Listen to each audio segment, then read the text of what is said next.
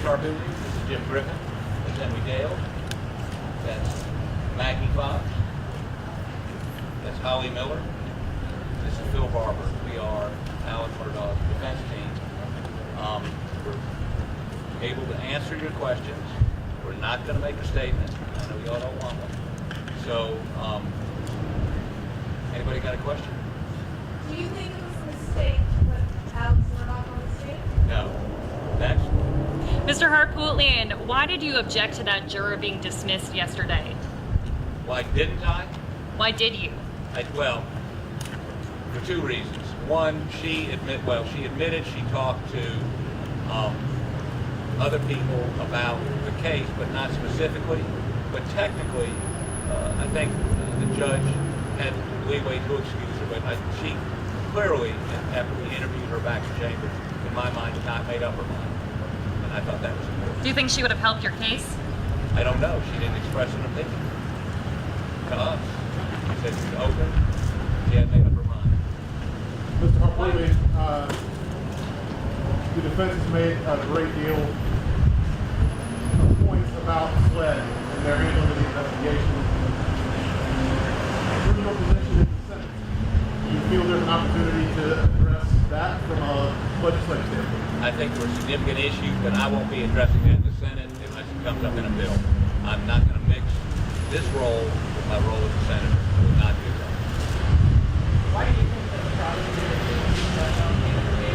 And what do you think about the judge's comments after the verdict that he agreed with the jurors? What was the question again? I'm sorry. What do you think? Well, I'm somebody that's prosecuted and defended a bunch of death penalty cases.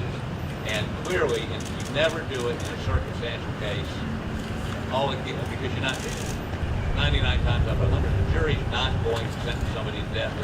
I saw him do it, he confessed, or, great forensic evidence at the minimum. They had none of that here.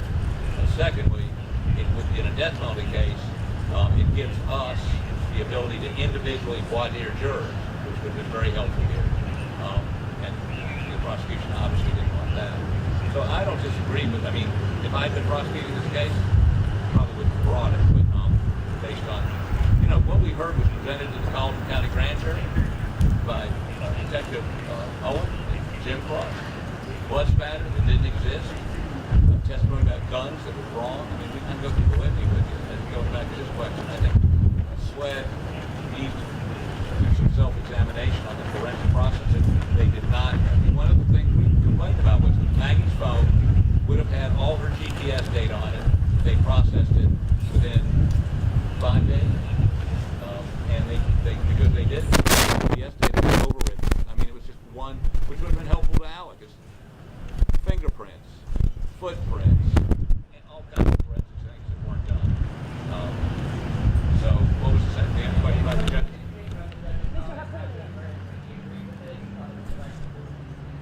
Entitled to his opinion. Mr. Harpootlian, can you expect an appeal anytime soon? 10 days will be filing an appeal. What do you believe the strongest grounds for an appeal are? What'd you say? What do you believe the strongest grounds for an appeal are? It was the admission of all the financial crime evidence. And that was offered up, as evidence of motive, that because he was confronted about one financial transaction involving attorney's fees by the chief accountant of the law firm, that was being offered as motive for why he would go home and kill his wife and son, which we thought was illogical and ludicrous. And there really was no evidence linking one to the other, and we did not think it should come in.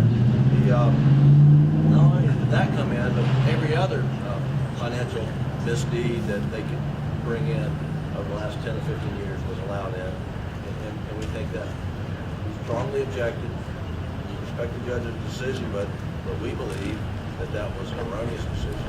And we believe that the judge was somewhat misled, because at the conclusion of the case, when Mr. Metters is up on his rebuttal argument in front of the jury, he says to the jury,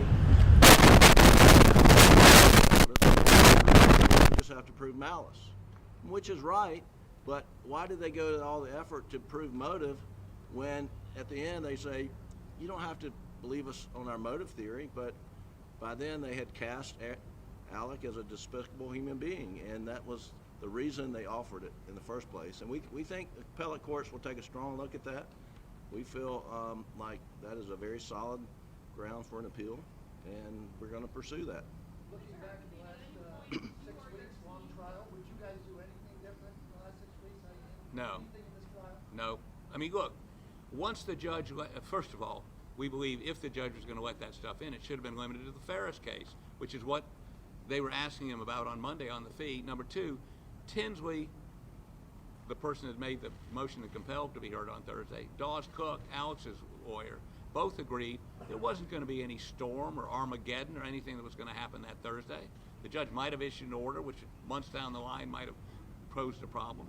So once they got that character information is he's a thief, he's a liar, then it dictated this jury had to think he was a despicable human being and not to be believed. So it was about character, it wasn't about motive. So as a result, our options were limited. Should he take the stand? Well, you know, we debated that. He always wanted to take the stand, but once that information was in, I mean, if he had to take the stand to explain the kennel video, the lie, if you will. He had to, but he had no credibility. His credibility had been stripped away by the financial misdeeds. Yes. How is Buster doing, and why did he choose not to speak in the sentencing? We could have had Mother Teresa up there speaking on behalf of Alec at sentencing. I mean, he was getting a double life sentence. That was expected. I mean, this is Judge Newman. He's a very stringent punisher when it comes to crimes and sentences. I mean, that was never in dispute. And so for Buster to get up and speak on his dad's behalf would not have made a difference. And why do you want to put that kid through more trauma than anybody that we can imagine has ever been through? Have his feelings about his dad changed at all in the trial? What's that? Have his feelings about his dad changed at all? You know, I can't speak to Buster's feelings. I can tell you this. There was a lot of effort by the state to convince the family that Alec is the murderer. The family came to trial every day for 6 weeks expecting to hear proof positive that he killed Maggie and Paul, something that they had not heard before. After 6 weeks of trial, they came away more convinced that he did not do this, and they steadfastly in his camp and support him, and that's where they stand. What's next for Alex? Well, Alex will be leaving shortly to go to Columbia to R&E, it's called, where he'll be at the South Carolina Department of Corrections. He'll be evaluated. That's about a 30-day process, and then he'll be sent to wherever the correctional facility that they assign him to. Will they ask for any special security measures for him? No, I don't think. Alec was not optimistic that with all of the scrutiny and press and all of his bad acts being out in the public, in the world, media domain, that he could get, a jury to put out all the noise and just focus on the murder. And so coming in, he was somewhat pessimistic. He became optimistic as we got through the process, but I got to tell you, and all you reporters, you know the whole story, I'm sure. And if you're sitting on that jury, they heard everything that would be in an HBO documentary, a Netflix documentary about the Murdaugh family dynasty downfall, except the Stephen Smith matter.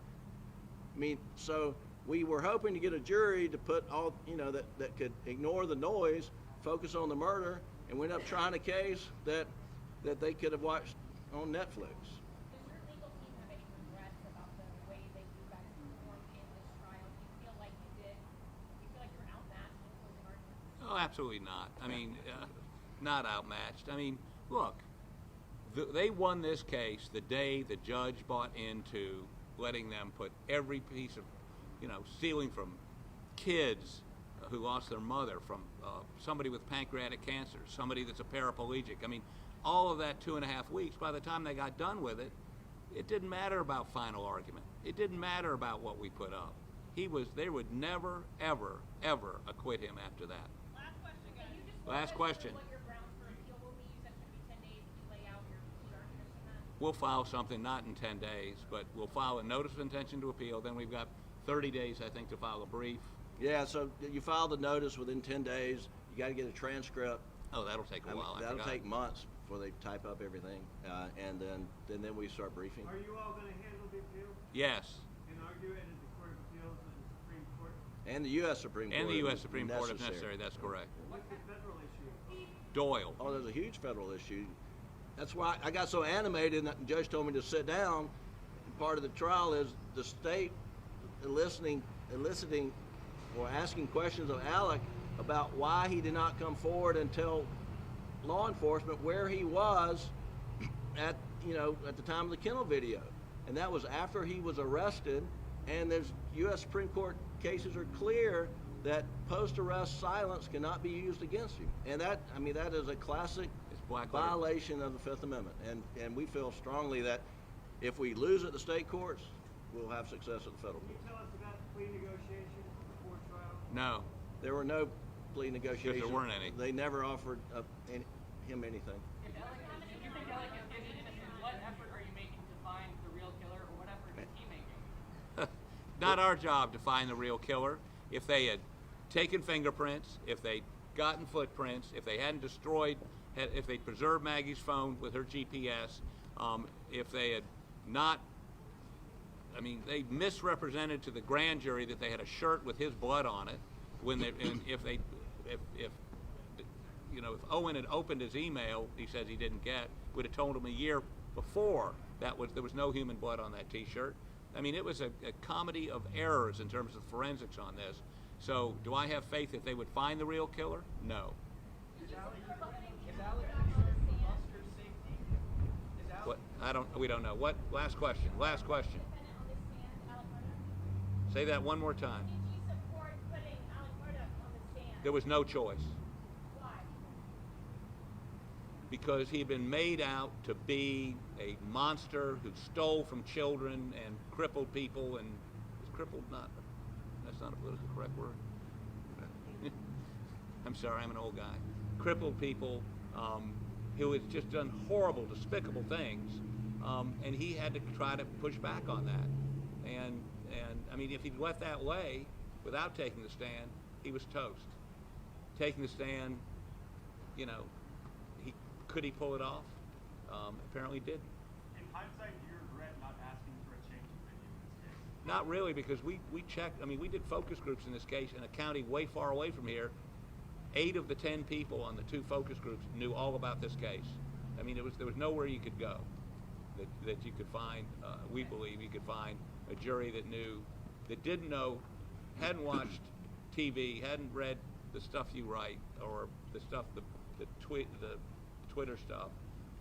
And by the way, one of the good pieces of information now that this trial is over, Griffin can start tweeting again. That's right.